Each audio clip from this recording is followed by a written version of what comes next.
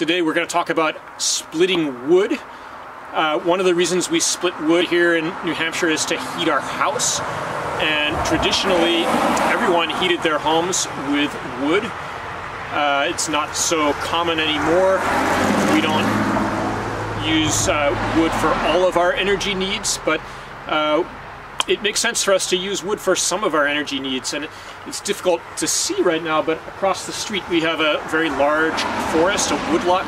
This is where the wood that I'm splitting today comes from. And this is a northern hardwood forest. So I think, you know, we can learn a lot about the ecology of this area by splitting wood. I'll show you briefly some of the species of trees we have out here. This is a American beech with the gray bark. We've got some red oak here that I just split. Red oak has a nice grain to it. Here's a cherry log. Cherry is very dense wood, very hard to split, and it has a lot of knots in it too, which makes it even harder to split, but it gives off a lot of energy when you burn it. So as I said, these are northern hardwoods. They're called hardwoods for a reason. This wood is very hard, very dense, some more dense than others, but it does give off a lot of energy, and it's hard to split, perhaps not surprisingly. So I'm going to do a little demo here. This is a log that's in process, and so I used the mallet to drive in this wedge, and I'm looking for a weakness in the wood, and then I take the sledgehammer, and what I'm going to do, this hammer weighs about 30 pounds, and I give it a couple of good whacks and drive the wedge all the way through, just like that. So yeah, this is a red oak, and actually this one's a little bit rotten, but there's some good wood on the outside. As I said, red oak, well, it has an amazing smell. All of this wood, when it's freshly split, has just such an amazing aroma. Nice grain to the wood because of the xylem tubes, has very prominent xylem tubes.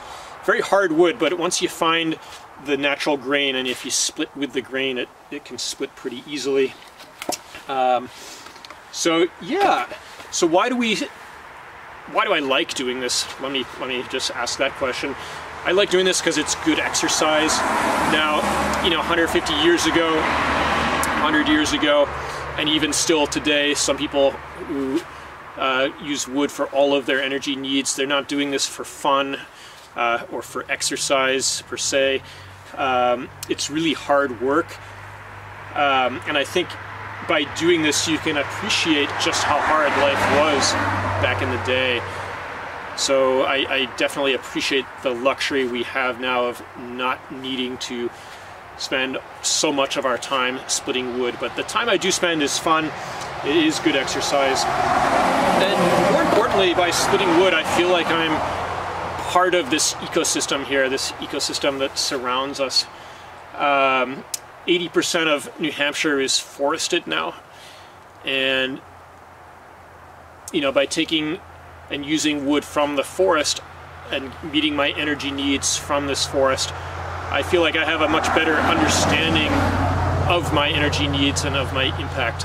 And I think that's something that's lost in this day and age, where a lot of times the resources we use don't come from where we live, so it's hard to understand exactly what our impact is.